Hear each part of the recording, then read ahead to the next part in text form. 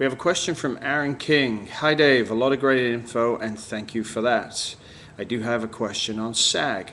On a progressive spring, how do you adjust your numbers for sag, or do you set the same numbers as you would for a linear spring?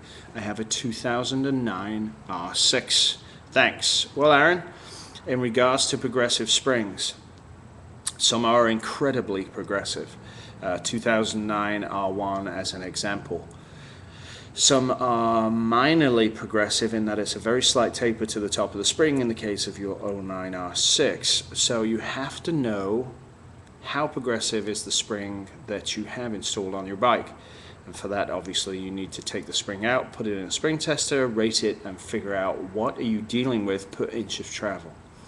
Now, obviously, in regards to the 09 R6, it's nowhere near as progressive as the 09 R1. So, in regards to your specific question, go ahead and set sag as you would for a linear spring.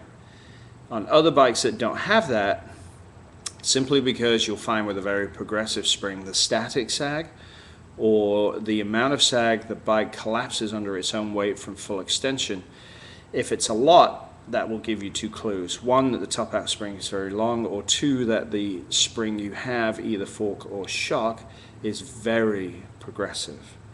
Now, obviously, in regards to the more general question of setting sag, if you have a bike with a huge static sag number, you need to fix it.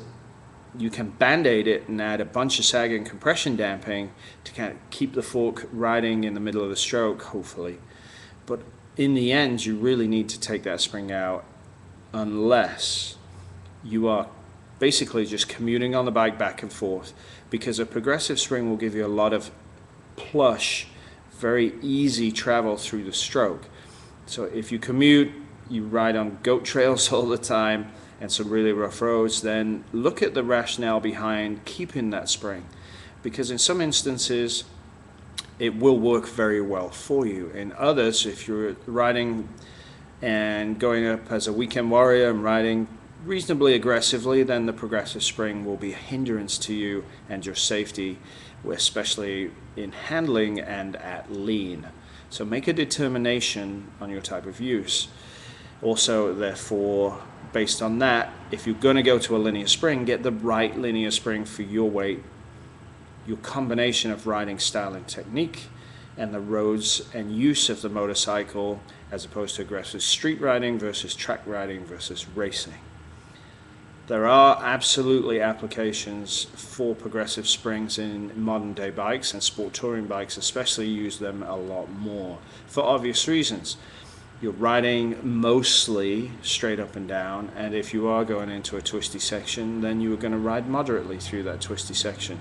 So the basic premise there is comfort over taut chassis settings to handle aggressive cornering, etc. So hopefully that answered your question. If you do have a question for me, please send it via Facebook to Dave Moss Tuning. Thanks very much.